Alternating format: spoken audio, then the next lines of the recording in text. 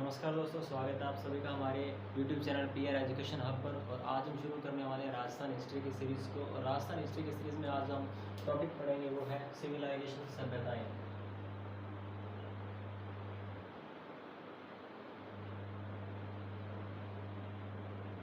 राजस्थान की इस हिस्ट्री की सीरीज़ के अंदर आज जो हम सभ्यता शुरू करेंगे वो है कालीबंगा सभ्यता।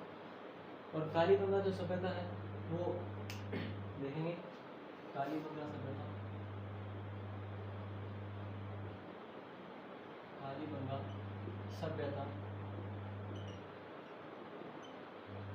देखिए, सबसे पहली बात, किसी भी सभ्यता के बारे में जानने से पहले उसका जो एरिया है, यानी कौन सी लोकेशन है, उसकी लोकेशन इसकी है हनुमानगढ़, जिला हनुमानगढ़ है, ठीक है, जिला। और साथ ही साथ नदी, नदी को देखेंगे, नदी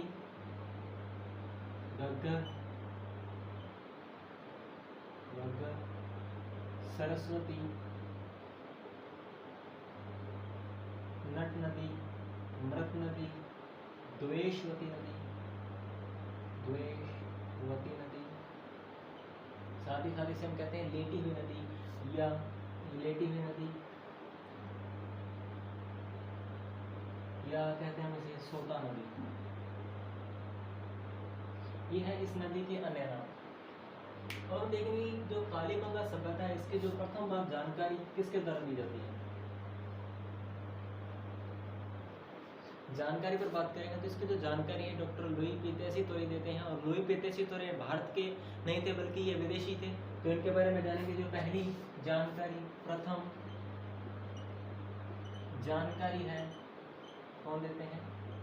लुईस पी तेसितोरी, LP तेसितोरी।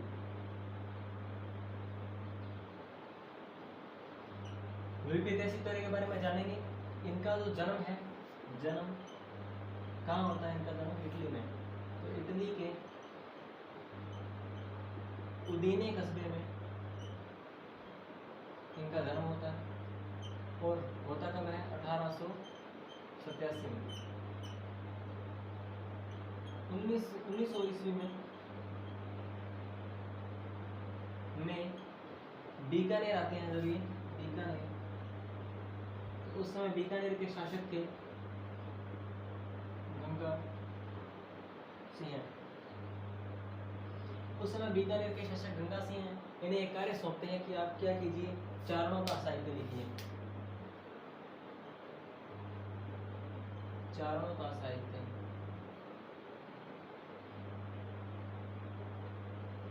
देखिए, डॉक्टर LP तेसितोरी के बारे में हम पूरी जानकारी तब लेंगे जब हम इतिहासकारों की बात करेंगे। एक बार हमने देखा कि LP तेसितोरी इटली के उदीने कस्बे में इनका जन्म हुआ 1887 में। 19वीं शताब्दी में बीकानेर में जब आए तो उस समय महाराजा गंगा सिंह ने इन्हें चारणों का साहित्य लिखने का कार्य सौंपा। इसके बारे में बात करेंगे कि जब ये राजस्थान में आए, देखिए हम लोगों की जो आदत है ना, वो जाती नहीं है। तो आदत इसे क्या थे कि ये भाषा शास्त्री थे। LP तेसितोरी क्या थे? भाषा शास्त्री, भाषा शास्त्री थे। कौन थे? LP तेसितोरी। इन्होंने क्या किया? राजस्थान की भाषाओं को दो भागों में विभाजित किया। LP तेसितोरी ने राजस्थान की भाषा को दो भागों में विभाजित किया। पहली थी पश्चिमी राजस्थानी और दूसरी थी राजस्थानी। ये दो भाषा के इन्होंने प्रकार बता दिए, पहला पश्चिमी राजस्थानी और दूसरा पूर्वी राजस्थानी। अब महत्वपूर्ण क्या है कि ये क्या करते हैं कि बीकानेर में Ganga golden jubilee, Ganga golden jubilee की स्थापना करते हैं। अब ये गंगा गोल्डन जुबली जिसे हम क्या कहते हैं? बीकानेर का संग्रहालय। ठीक है, इतनी बात हमने कर ली कि इसके प्रथम जानकारी कौन देते हैं इसके बारे में।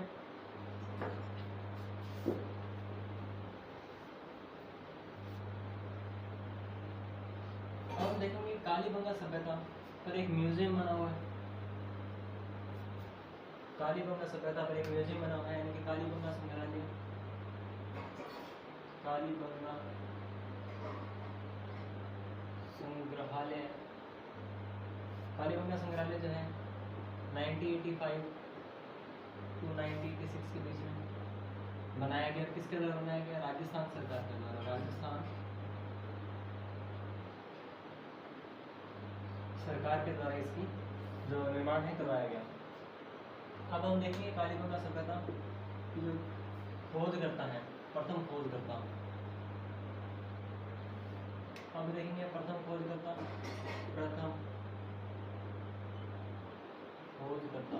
किसके खोजकर्ता? अमलानंद घोष।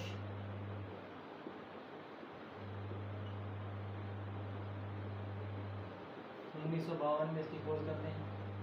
ठीक है, अब बात करेंगे उत्खनन की, एक्सकैवेशन की।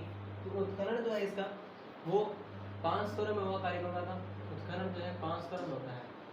अब देखेंगे कि उत्खनन कब से लेकर कब तक हुआ, यानी कि उत्खनन का टाइम पीरियड रहा 1961 1961 टू 1969 के बीच में उत्खनन हुआ।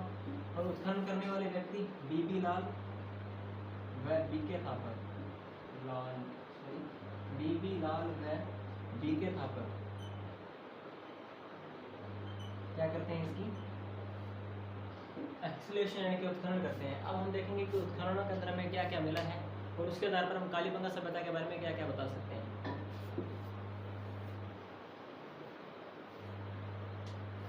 हम देखेंगे उत्खनन करवाने के लिए जो सभ्यता का विशेष है, विशेषताएं।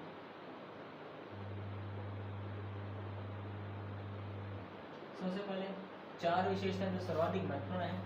पहली विशेषता कि यहाँ पर क्या मिला है? तांबे का बैल मिला है, तांबे का बैल मिला है। दूसरा, हाथी दांत का कंगा, हाथी दांत का कंगा, हेयर ब्रश मिला है। और क्या मिला है? कांसे के दर्पण, कांसे के दर्पण, मिरर।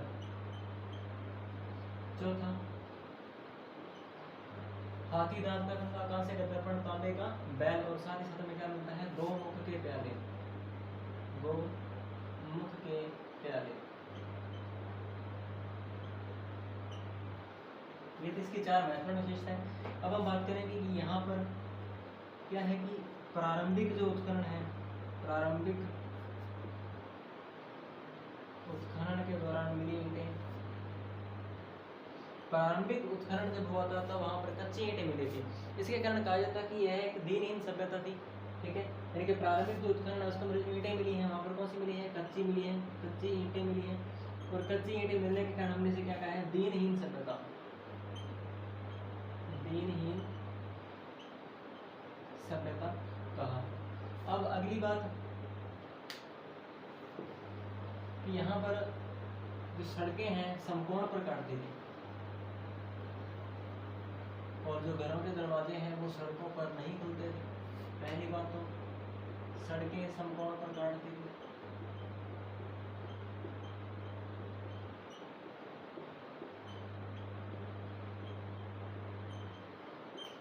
और दूसरी बात, घरों के दरवाजे कहाँ खुलते थे? सड़कों पर नहीं खुलते थे, सड़कों पर नहीं। इन दोनों बातों की व्याख्या करते हैं कि पहली बात ये सड़कें हैं मान लो और ये समकोण प्रकार की, यानी कि इधर से आने वाली सड़क को इधर से जाने वाली जो सड़क है समकोण प्रकार की, यानी कि यहाँ पर 90 डिग्री का एंगल बनेगा, यहाँ पर भी, यहाँ पर भी, यहाँ पर भी। अभी कह रहे हैं कि किसी भी व्यक्ति का जो घर है उसकी जो मेन दरवाज़ा है वो कहाँ नहीं खुलेगा? सड़कों पर नहीं खुलेगा। अब देखते हैं कि मान लो ये कोई सड़क है, तो ये व्यक्तियों के घर हैं और इनका जो दरवाज़ा है सड़कों पर नहीं खुलकर कहाँ खुलता था? गलियों में खुलता था। तो सामने क्या होती थी? गली होती थी और गली आगे जाके किससे मिल जाएगी? सड़क से मिल जाएगी। ठीक है, अब हम देखेंगे कि जो घरों में ईंटें प्रयुक्त हुई हैं तो पक्की ईंटों का प्रयोग हुआ है, ईंटों का प्रयोग।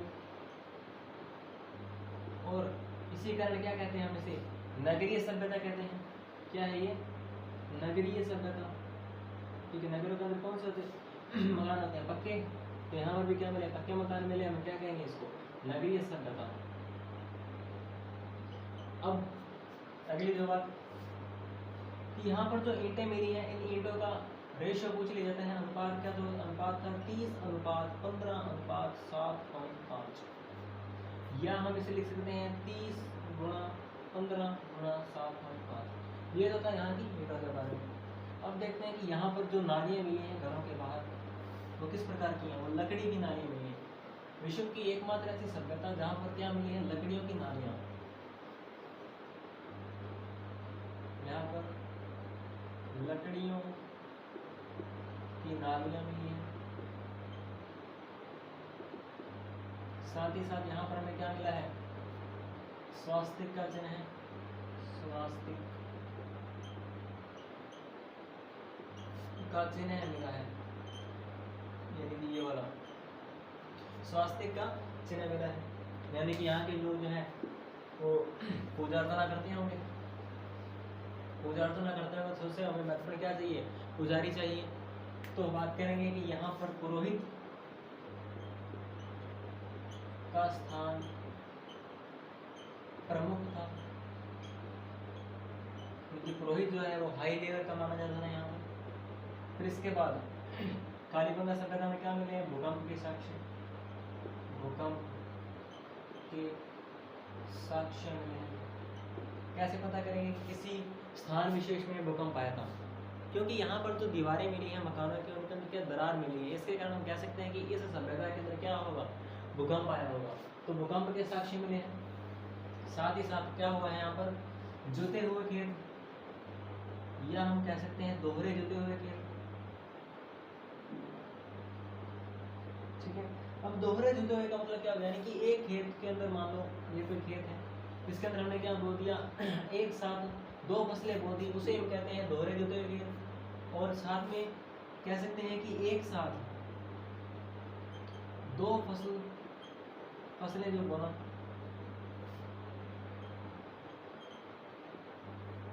क्या कहलाता है, दोहरा जुता हुआ खेत। तो एक खेत के अंदर कौन कौन सी दो फसलें मिली हैं, यह महत्वपूर्ण है। पहला तो है गेहूं और जौ, गेहूं और जौ एक साथ यहाँ पर बोए गए हैं।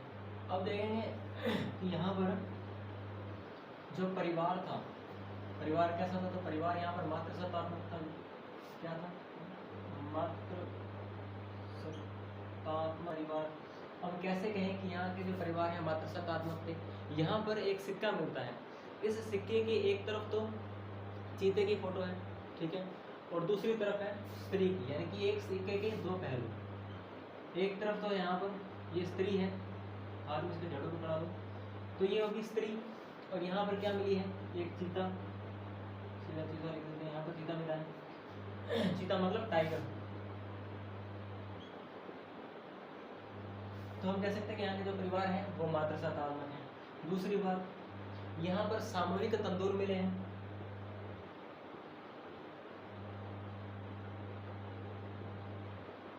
सामूहिक तंदूर मिले हैं। और हमें क्या मिला है यहाँ पर, अगली बात, सामूहिक तंदूर के साथ साथ यहाँ पर हमें एक बर्तन मिलता है जो कि बेलनाकार बर्तन है, और उसी प्रकार के बर्तन ईरान में मिलते थे, सॉरी मेसोपोटामिया में मिलते थे। और हम यह कह सकते हैं कि यह सभ्यता जो है मध्य एशिया के साथ अपने व्यापारिक संबंध रखती थी। तो यहाँ पर क्या मिला है, बेलनाकार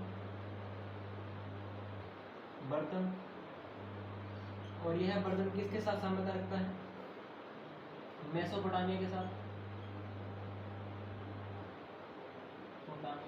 के साथ। तो यह इस बात का संदेश देता है कि कालीबंगा सभ्यता के जो संबंध है किसके साथ थे, मध्य एशिया के साथ। इसके बारे में देखेंगे, कालीबंगा सभ्यता के अंदर जो दाह संस्कार है किस प्रकार किए जाते हैं, कि जो व्यक्ति जब मर जाता था तो समाधि प्रथा कैसी थी यहाँ की, समाधि, चेंज कर लो,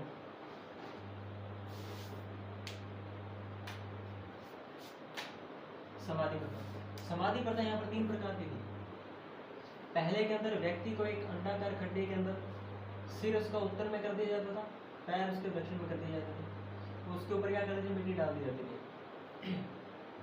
पहला तरीका तो ये था। अब दूसरा तरीका क्या था कि व्यक्ति को खड्डे के अंदर डाल दिया जाए और उसको हाथ पैर तोड़कर उसका कहीं कुछ गिरा दिया और उसको एक गठड़ी के अंदर बांधकर उसे जैसे का जैसा दफना दिया जाए। और तीसरा प्रकार ये थोड़ा महत्वपूर्ण है, क्योंकि इसके अंदर क्या है कि व्यक्ति को सिर उत्तर में करके पैर उसके दक्षिण में कर दिए जाते थे, और उसके बाद में उसकी जो प्रिय वस्तु है, यानी कि जो उसका जो फेवरेट चीज़ है उसके साथ उसको दफना दी जाती थी। तो हम देखते हैं एक समाधि मिली है जिसके अंदर व्यक्ति का सिर उत्तर में, पैर दक्षिण के अंदर, और साथ ही साथ एक क्या मिला है, कुत्ता, यानी कि कुत्ता साथ में मिला। इसका मतलब कह सकते हैं कि यहाँ के जो लोग हैं वो कुत्ते को प्रिय मानते होंगे। तो यहाँ पर नोट कर लीजिए कि कुत्ता यहाँ का प्रिय जानवर था।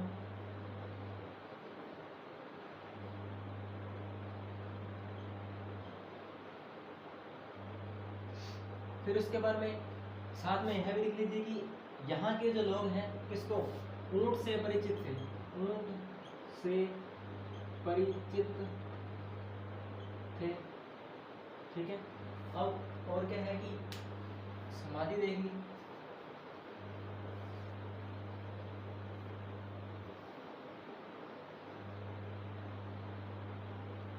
अब हम देखेंगे कि यहाँ पर एक घर है, वहाँ से क्या मिला है, अलंकृत फर्श, अलंकृत फर्श फ्लोर, यानी कि जो फर्श है वो अलंकृत मिला है। इसके बाद में जो डॉक्टर दशरथ शर्मा है वो कालीबंगा सभ्यता को क्या कहते हैं, third capital of Indus valley civilisation, क्या कहते हैं कि सिंधु घाटी सभ्यता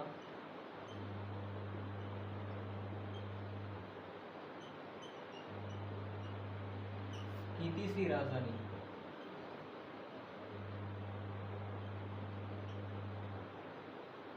third capital of Indus valley civilisation कौन कहते हैं, डॉक्टर दशरथ शर्मा, दशरथ शर्मा। ये थी आज की हमारी कालीबंगा सभ्यता। और